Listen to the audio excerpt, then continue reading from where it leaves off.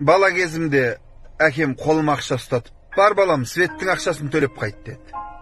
Ақшаны алып төлеуге бара жатсам, жолда адамдар некші автокөлігін лотереяға ойнатқалы жатыр екен. 3-4 билет қалды.